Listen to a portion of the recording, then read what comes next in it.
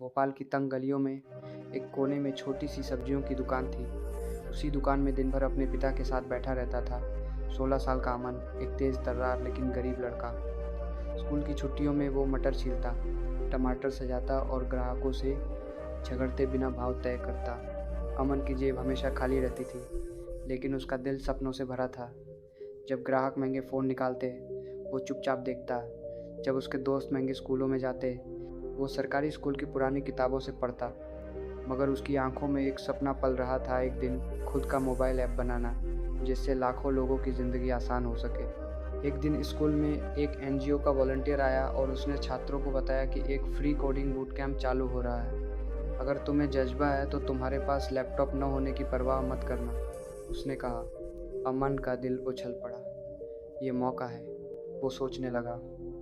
लेकिन फिर निगाहें नीचे गईं। उसके पास न इंटरनेट था, न कंप्यूटर, न ही अंग्रेज़ी बोलने का आत्मविश्वास। मगर इच्छा इतनी प्रबल थी कि उसने पिता से कहा, बाबा, मैं सीखना चाहता हूँ।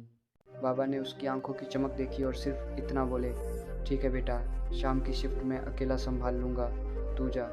बूट कैंप का पहला दिन आया। सबके पास लैपटॉप थे। अमन के पास सिर्फ एक पुराना नोटबुक और उधार का एंड्रॉयड फ़ोन। सब अंग्रेज़ी में बात करते थे, उसे कुछ समझ नहीं आता। वो लौटने को हुआ, तभी एक कोच ने उसे रोका। सिद्धार्थ सर, जो खुद गांव से आए थे और आज सॉफ्टवेयर इंजीनियर थे। अरे अमन, खुद को कम मत समझो।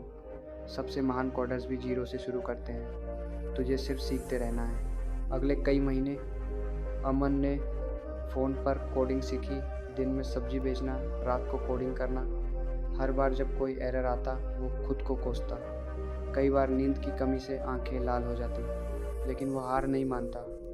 उसे कुछ साथी मिल गए, रीना, जो एक सेल्स गर्ल थी लेकिन एई में रुचि रखती थी, और अनिरुद्ध, जो दिव्यांग था लेकिन जावास्क्रिप्ट का उस्ताद था। तीनों ने एक टीम बनाई और मिलकर एक आइडिया पर काम शुरू किया एक साथ। एक मोबाइल ऐप जो गरीब स्टूडेंट्स को फ्री कोचिंग, संसाधन और कम्युनिटी कनेक्ट प्रदान करता। एक स्टार्टअप प्रतियोगिता में उन्होंने अपने आइडिया को प्रेजेंट किया।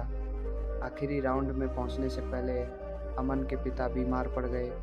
हॉस्पिटल का खर्चा इतना था कि उसे लगा, सब छोड़कर दुकान चलाऊं। उस रात अमन ने कोडिंग की बजाय पिता का हाथ पकड़ा और फुट फुट कर रो पड़ा। पिता ने कांपती आवाज़ में कहा, बेटा, मेरी ज़िंदगी की चिंता मत कर, तेरा सपना मेरी दवा है। जीत गया, पुनर्जन्म, द रेजरेक्शन। अमन ने कांपते दिल के साथ फाइनल प्रेजेंटेशन दिया। जूरी के सामने अंग्रेज़ी टूटी फूटी थी, लेकिन जज्बा साफ था। हमारा ऐप उन बच्चों के लिए है जिनके पास सिर्फ एक सपना होता है और एक पुराना मोबाइल, उसने कहा। जूरी की आंखों में चमक थी। ऐप को बेस्ट सोशल इम्पैक्ट स्टार्टअप का अवार्ड मिला, 5 लाख रुपए की फंडिंग और मेंटरशिप का मौका। वापसी, रिटर्न विद द एलिक्सिर। आज 2 साल बाद एक साथ भारत के 18 राज्यों में 3 लाख छात्रों की मदद कर रहा है। अमन एक मोटिवेशनल स्पीकर है और अपने जैसे हज़ारों बच्चों को बताता है, मेरे पास कुछ नहीं था, लैपटॉप, ना अंग्रेजी, ना पैसा, बस एक सपना था। खाली जेब से शुरू हुआ था, लेकिन कभी हार नहीं मानी, और आज जेब तो क्या, दिल भी भरा है।